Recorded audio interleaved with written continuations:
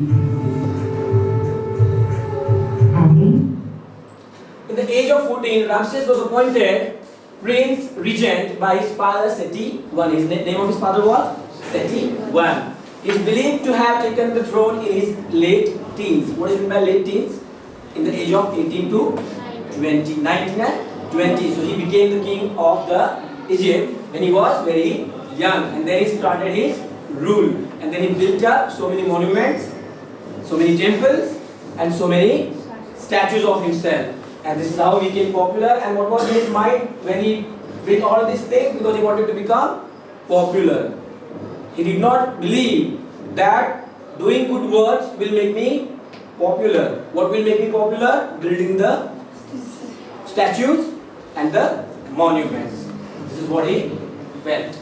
Now we will go with the poem now, Ozymandias.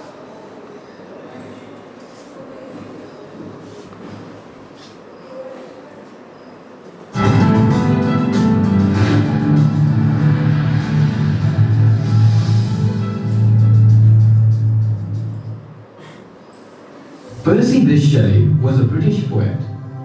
He was a radical thinker who urged the working class to revolt against exploitation through non-violent means. His poetry and writings often reflect that. In fact, he wrote an article on atheism, a subject considered taboo in those times. He was expelled from Oxford University for writing that. Ozymandias is one of Shelley's most famous poems.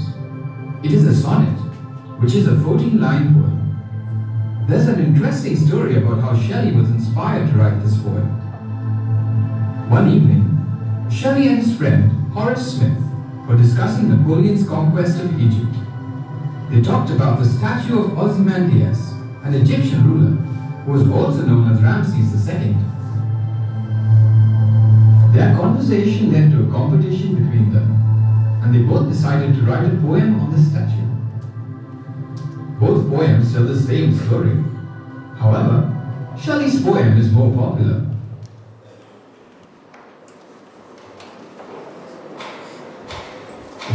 I met a traveller from an antique land who said, "Two vast and trunkless legs of stone stand in the desert. Near them on the sand, half sunk, a shattered visage lies, whose frown and wrinkled lip and sneer of cold command tell that his sculptor well those passions read, which yet survive. Stamped on these lifeless things, the hand that mocked them and the heart that fed. And on the pedestal these words appear, my name is Ozymandias, King of Kings. Look upon my works, ye mighty, and despair.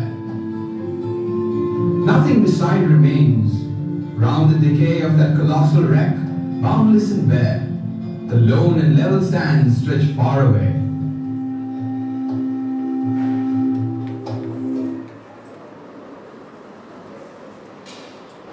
Whose frown and wrinkle." Before we go with the analysis of the poem, let me tell you how many speakers are there in this poem. Can you tell me how many speakers are there in this poem?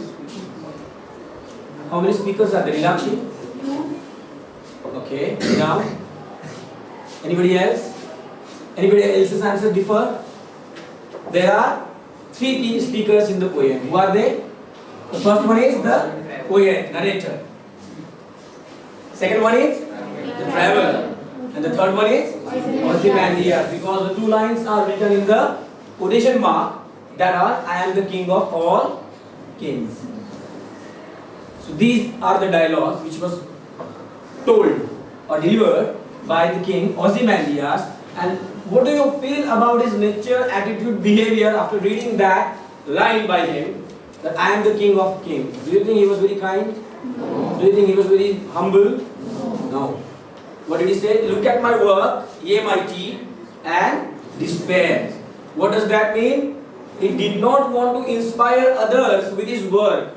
What did he say? He said, look at my work, I am the greatest king, and whatever my work I have done, nobody can even compare his work to mine. So whenever you will come and look at my work, you will be in despair. You will be disappointed that my life was in vain. I did not do whatever Ozymandias could do. So this is where he went negative in the poem. So who says this line? I met a traveler from an antique land.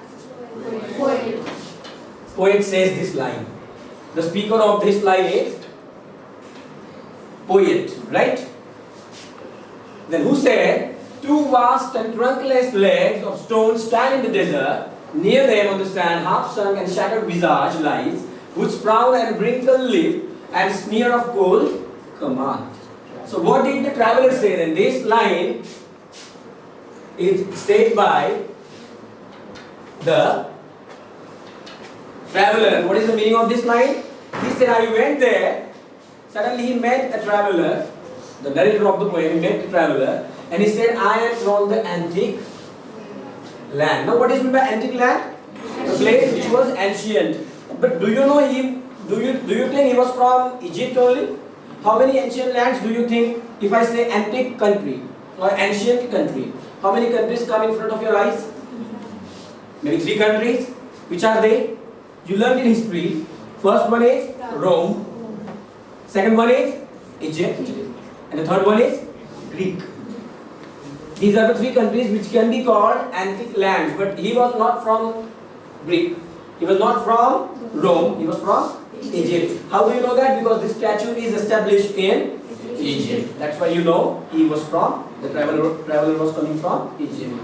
So he said, two vast and trunkless legs of stone stand in the desert. So what is meant by vast? Very big, huge, titanic, mammoth. And trunkless, the legs without body on it. That is called trunkless leg. What do you see?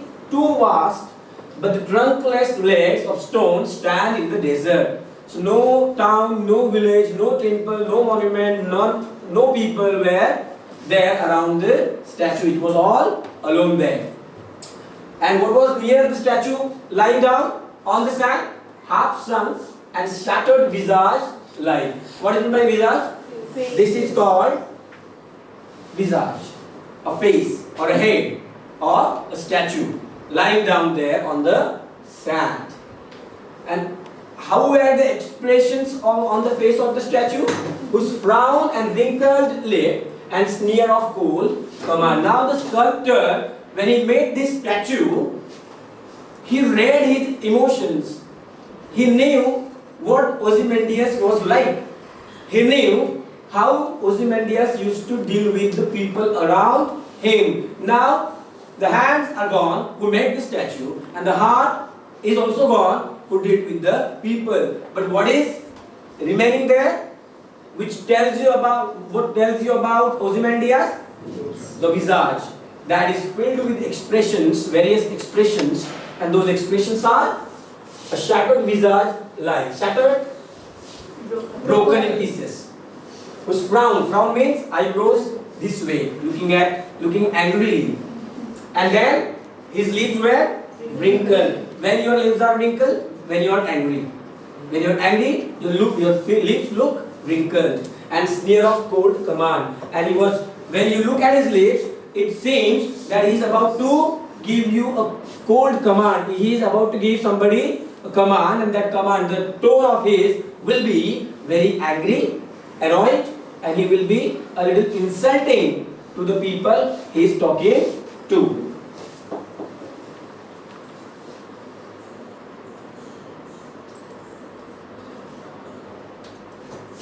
Lip and sneer of cold command.